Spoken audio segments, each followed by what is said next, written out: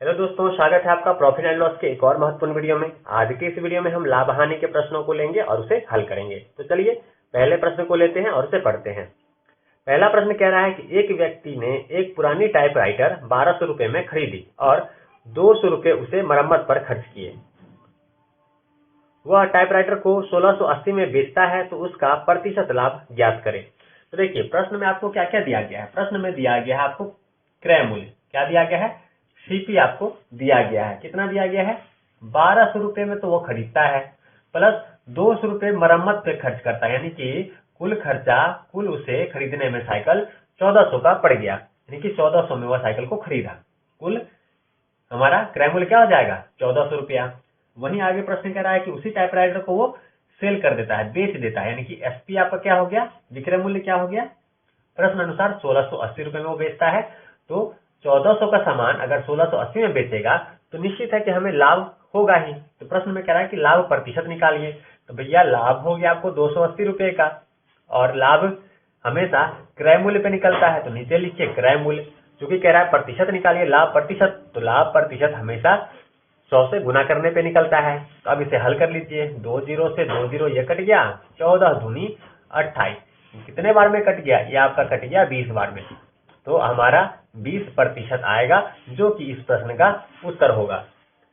तो हमने इस वीडियो में आसान प्रश्नों को लिया है, ताकि कमजोर से कमजोर छात्र भी अभ्यास करके लाभ हानि के प्रश्नों को बनाना सीख जाए। तो हमारा प्रयास यही है कि आप आसानी से इस तरह के प्रश्नों को हल करना सीखें। तो चलिए इसी क्रम में लेते हैं दूसरे प्रश्नों को, और उसे भी सिखाता हूं कि किस प्रकार से कम समय में आसान माध्यम से, आसान विधि से इस तरह के प्रश्नों को हल किया जाए।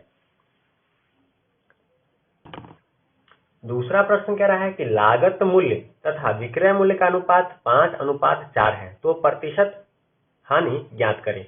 देखिए, लागत मूल्य और विक्रय मूल्य का अनुपात, यहाँ आपको दोनों चीजें दिया गया है। आपको सीपी भी बता दिया गया है जो कि अनुपात में है, और आपका एसपी भी बता दिया गया है। क्या बताया गया है, 5:4 में। तो कह रहा है कि हानि प्रतिशत ज्ञात कीजिए। बताइए, 5 रुपए का कोई सामान 4 रुपए में बेचेगा तो हानि कितने का होगा, 1 रुपए की हानि हो जाएगी। और हानि की गणना किस पे होता है, हमेशा क्रय मूल्य पे होता है। तो क्रय मूल्य नीचे लिखते हैं। और हानि प्रतिशत या लाभ प्रतिशत निकालना हो तो प्रतिशत कैसे निकालते हैं, गुने में 100 करके निकालते हैं, गुने में 100 करके निकालते हैं। तो अब चलिए इस इक्वेशन को हल कर लीजिए। 5 से 100 कट जाएगा 20 बार में, तो कह सकते हैं उसे 20% की हानि होगी। तो हमारा यह क्या होगा, इस प्रश्न का उत्तर हो जाएगा, जो प्रश्न में हमसे पूछा जा रहा था। तो काफी सरल प्रश्न था, बस आपको अभ्यास की जरूरत है। अभ्यास करेंगे, इस तरह के प्रश्नों को आप देखने के बाद प्रश्नों को कॉपी में स्वयं से बनाएं, ताकि आपको इसका अभ्यास हो जाए और एग्जाम में ऐसे प्रश्न आए तो आसानी से उसके उत्तर आप दे सकें। तो चलिए लेते हैं अगले प्रश्न को।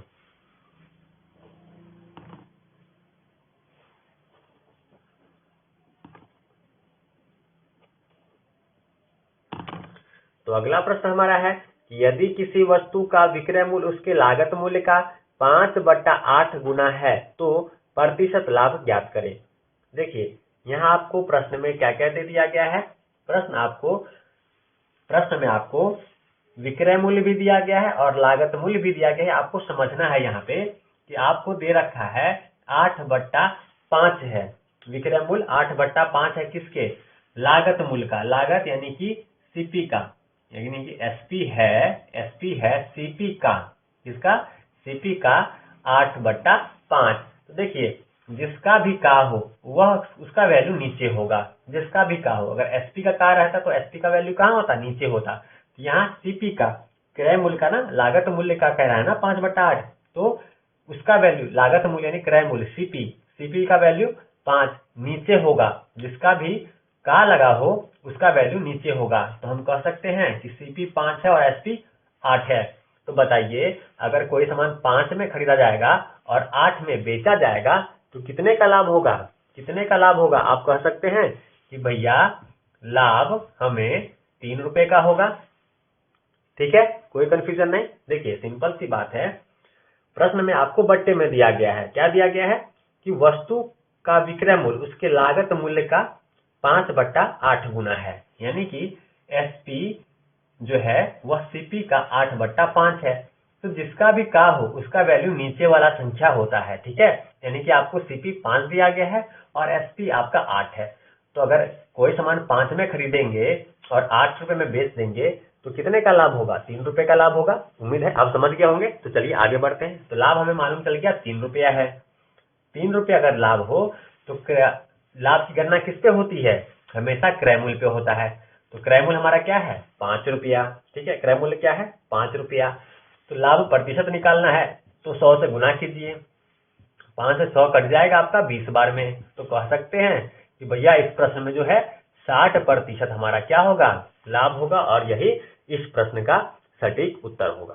तो इस तरह के प्रश्नों को आसानी से आप समझ के कुछ ही सेकंड के भीतर हल कर सकते हैं। यहाँ तो मुझे ये सब आपको समझाने में लगा है, बाकी कैलकुलेशन करेंगे तो आपको बस इतना कैलकुलेशन करना है और आपका आंसर आ जाएगा। तो ये सब करने में मुश्किल से 2 सेकंड आपको लगना है, 2 से 3 सेकंड, ठीक है। तो कॉन्सेप्ट को समझिए और प्रश्नों को कॉपी में लिखिए, फिर उसे आप स्वयं बनाइए ताकि आपको इन सब प्रश्नों को हल करने का अभ्यास हो जाए और एग्जाम में आने पे उस प्रश्न को कुछ ही सेकंड में आप उत्तर दे करके अपने एग्जाम को बेहतर कर